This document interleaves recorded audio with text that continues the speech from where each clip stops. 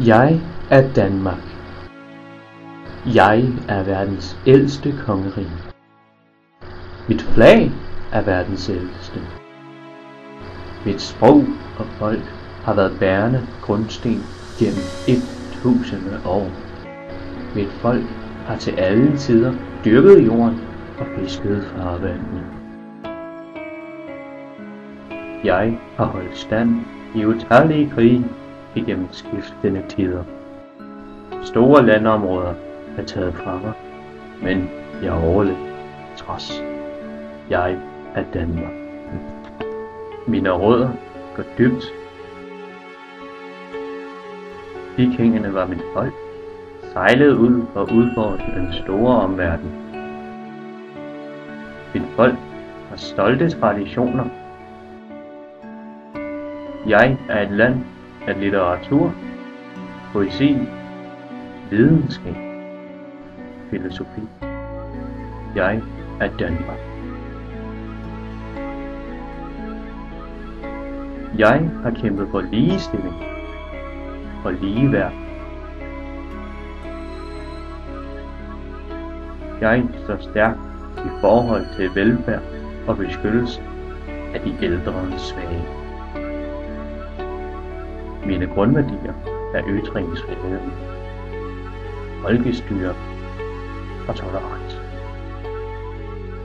Jeg er Danmark. Jeg byder velkommen til folk udefra. Jeg giver hjælp til dem, der er forfulgt og søger frihed. Jeg byder på muligheder, uddannelse og kammeratskab.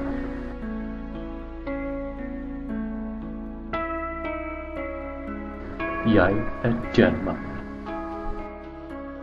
Men jeg er et land, der står op imod kulturer, der vil ændre det, jeg har kæmpet for. Jeg lader mig ikke kue af vold og terror. Jeg vil ikke sendes tilbage til middelalderlig tilstand. Jeg er et land, der har mod til at sige stop. Jeg er et land, der værner om min kultur. Fordi jeg er Danmark.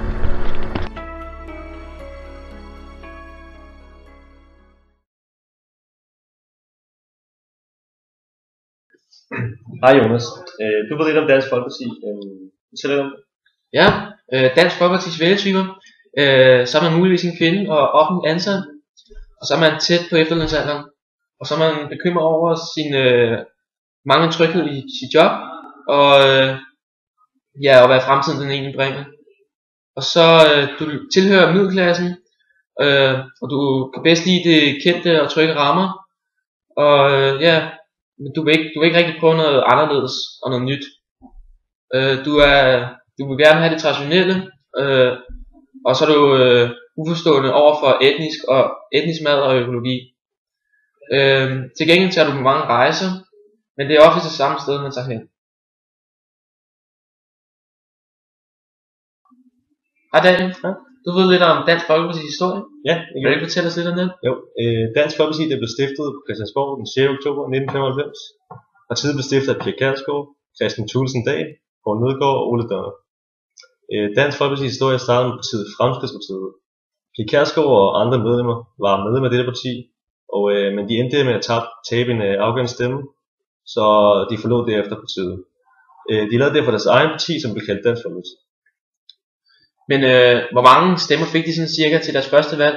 Jo, altså det første valg, som Dansk Folkeparti deltog i, der fik de hele 252.228 stemmer, og det var 20,4%, og de endte også med at få 13 mandater.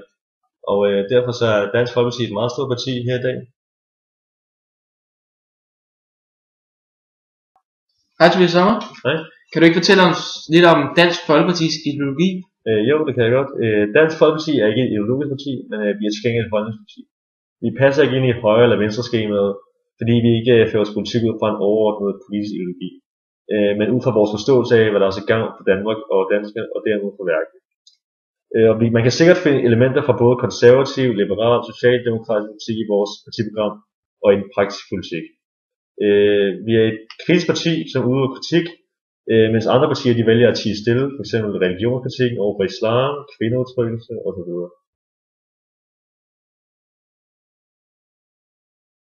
Ja, Tobias, så måske lige på toilettet og tømme maven, så har Jonas du det er klart nok.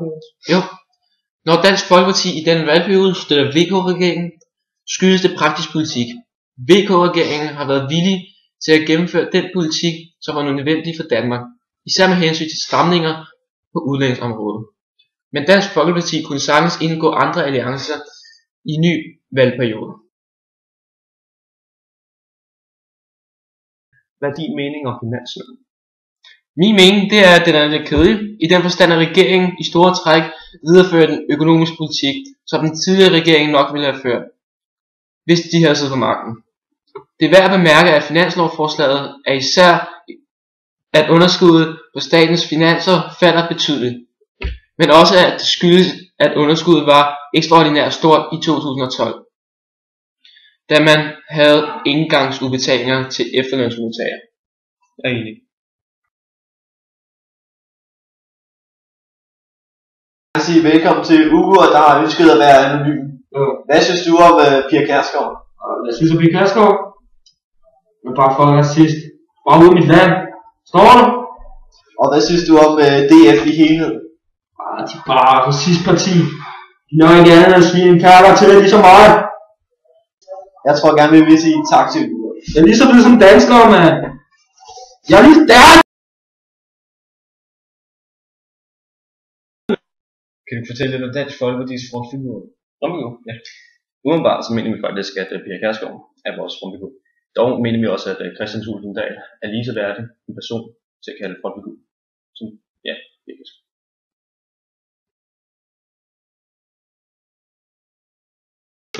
Vi er heldige at have dig i dag. Kan du fortælle os lidt om DF's mærkesag? Dansk Folkepartis mål er at bevare Danmarks selvstændighed og frihed, så vi kan sikre folkestyret og videreudvikle det gode land. Vi vil bekæmpe et hvert forsøg på at indskrænke den personlige frihed, og vi vil arbejde for, at de traditioner, som danner baggrund for vores frie samfund.